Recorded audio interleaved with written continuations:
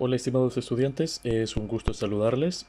Vamos a realizar o dar la introducción a el tema de conjuntos para la asignatura Matemática 1. Para iniciar vamos a definir qué es un conjunto. Un conjunto lo forman elementos de la misma naturaleza. Esto quiere decir que lo van a conformar elementos diferenciados entre sí, pero que conforman, poseen o tienen ciertas características o propiedades que las van a tener entre ellos o con elementos de otros conjuntos en ciertas relaciones. Nos vamos a centrar en que un conjunto lo van a componer ciertos elementos con las mismas propiedades o características entre sí. Los conjuntos pueden ser finitos o pueden ser infinitos. Además, los conjuntos siempre se van a representar con letras mayúsculas. Por ejemplo, un conjunto no siempre van a ser números, pueden ser un grupo de elementos. Un ejemplo de conjunto puede ser las secciones de Matemáticas 1. Ese es un ejemplo de conjunto. Eh, ¿Qué característica cumplen las personas o todos los que están dentro de una sección de Matemática 1? Es que todos llevan Matemática 1 en esa sección, indiferentemente que sean de otras carreras, que haya de mercadeo, de comunicaciones, de administración de empresas. Eso puede armar otros conjuntos. Por ejemplo, quienes son de administración de empresas, quienes son de comunicaciones, quienes son de mercadeo, y así vamos viendo cuál es la propiedad que cumplen estas personas o estos elementos para estar dentro de un conjunto.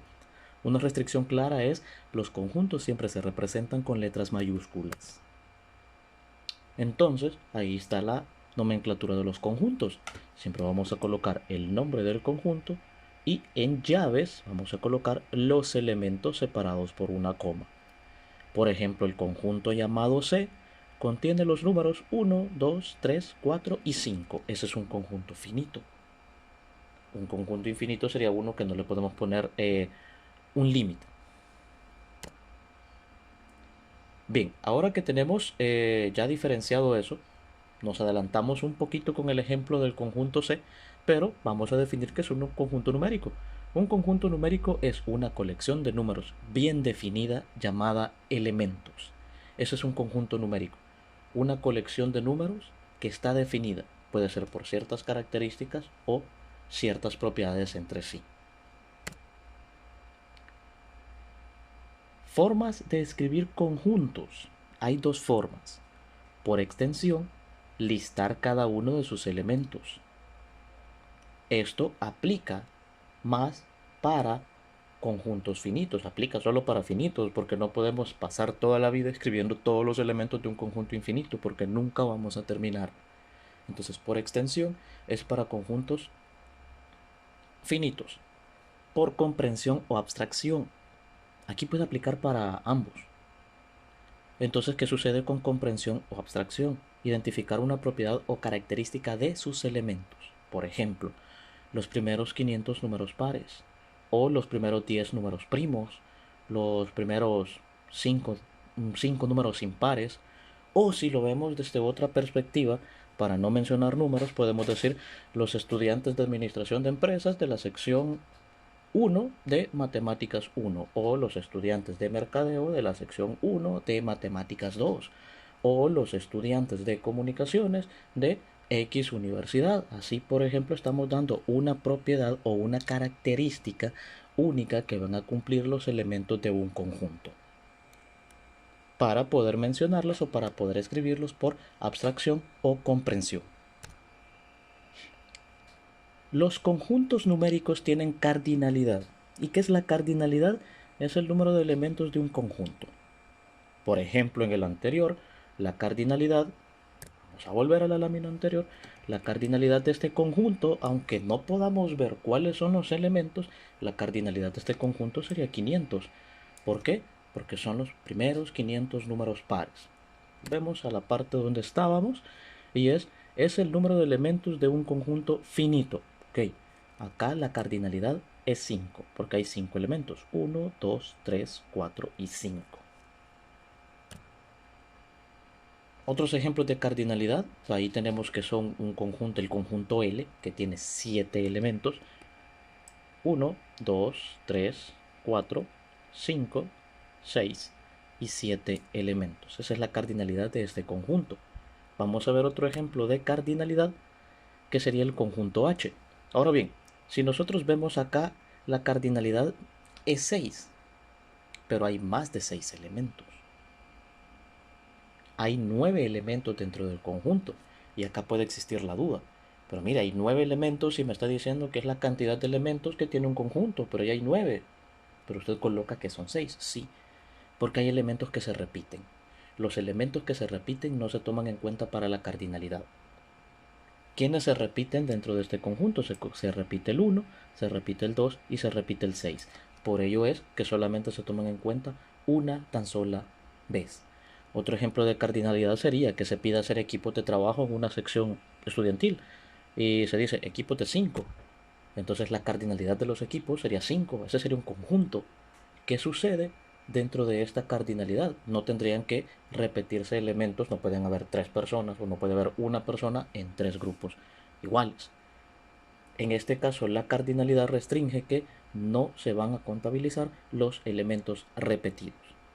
¿Esto qué quiere decir? Si dentro de este conjunto hubieran 12 números, pero los 12 elementos fuera el mismo número, su cardinalidad sería solamente 1. Dentro de los conjuntos tenemos equipotentes o equivalentes. Conjuntos equivalentes, si se le hace más fácil, son todos aquellos conjuntos de igual número de elementos. No importa que los elementos no sean iguales, de igual número de elementos, no que contengan los mismos elementos, sino que sean un número igual de elementos. Puede haber otro conjunto y si tiene 3 elementos son equivalentes o equipotentes. El ejemplo que le puse de armar equipos de trabajo en una sección estudiantil, si se dice equipos de 5, todos los equipos son de 5, todos los equipos son equivalentes o equipotentes, porque todos contienen la misma cantidad de elementos. Los conjuntos tienen características estructurales. La primera es que no son finitos. Pueden ser dotados de operadores, que pueden ser condicionantes, de igualdad o desigualdad, de orden, que puede ser menor que y mayor que, a la vez que pueden haber operadores aritméticos, ya sea de adición, sustracción, multiplicación y división. Es decir, suma, resta, multiplicación y división, en otras palabras.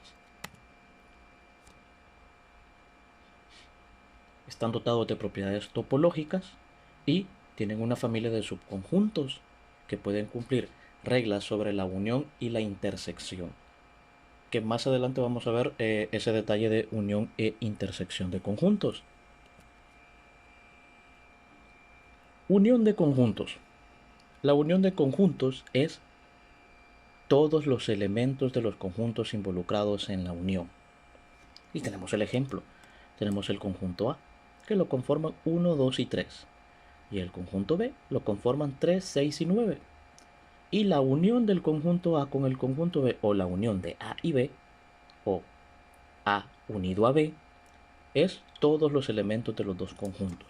Por ejemplo, si lo traducimos a la universidad, que nos dijeran queremos el listado de todos los estudiantes que llevan la materia Cetaco. No importa la sección. Se va a unir todo el listado de todas las secciones y ahí están unidas todas las secciones. O queremos las personas que estudian mercadeo. No importa en qué nivel estén, aquí están todos los de mercadeo, de primer ciclo, segundo, tercero, cuarto, quinto, sexto, último año, preespecialidad, etc. Esa es una unión. Esa es una unión. En cambio, la intersección de conjuntos es el conjunto formado por todos los elementos comunes a los conjuntos. Tenemos este ejemplo, el conjunto A conformado por todos estos elementos 1, 2, 3, 4, 5, 6 y 7, y el conjunto B conformado por 1, 3, 6, 9 y 12. La intersección de conjuntos son todos aquellos elementos que son comunes entre los dos conjuntos. Es decir, que están en los dos conjuntos. Entonces la intersección de A con B solo sería 1, 3 y 6, que son los elementos que están dentro de los dos conjuntos. Un ejemplo de de intersección sería, por ejemplo, sacar un listado de personas que están dentro de uno o dos grupos de clase. ¿Quiénes son los que comparten o son compañeros dentro de una sección de clases? Esa sería una intersección. Hacer la intersección entre esta materia, tal sección, con otra materia y otra sección. Ese es un ejemplo para no hablarles solo de números. Tienen características estructurales, admiten relación de orden, pueden ser ordenados en base a criterio, de mayor a menor o viceversa. También hay relación de equivalencia, porque comparten propiedades o características y esto nos hace que se pueda haber una formación de otros conjuntos o subconjuntos. Las características estructurales también nos mencionan que son representables mediante diagramas de Hayes, de Euler y diagramas de Venn. Al final vamos a ver un ejemplo de un diagrama de Venn, que es lo que más se utiliza para representación de conjuntos, que en futuros ciclos también van a haber diagramas de Venn en estadística. Todos los conjuntos numéricos se construyen desde una estructura más simple hasta otra más compleja. Es decir, iniciamos por lo más fácil y vamos escalando a algo más grande, más grande, más grande y más grande o algo más complejo. ¿Qué símbolos se usan en los conjuntos?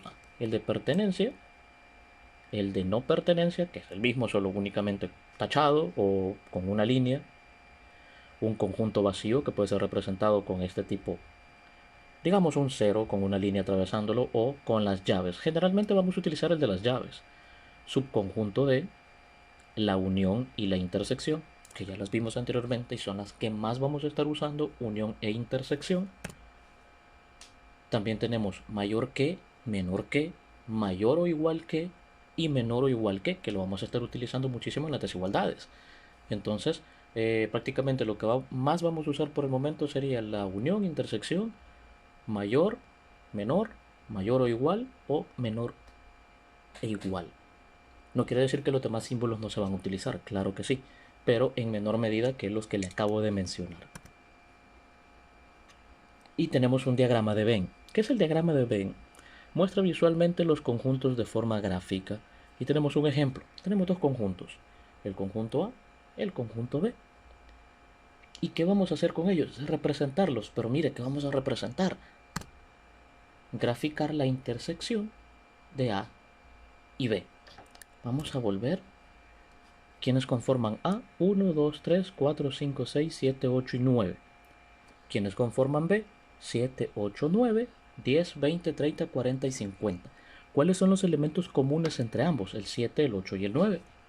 Entonces, ¿qué sucede?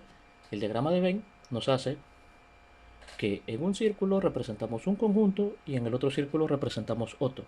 Pero hay una parte en la que los dos se tocan o se interceptan, y ¿qué sucede?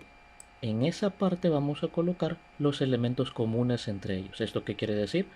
Todos estos son solo de A y todos estos son solo de B, pero estos tres son tanto de A y son tanto de B. Esa es una manera gráfica de representar los conjuntos. Hasta acá la introducción de conjuntos, la parte general. En el siguiente material vamos a poder visualizar cuáles son los conjuntos numéricos existentes. Un cordial saludo.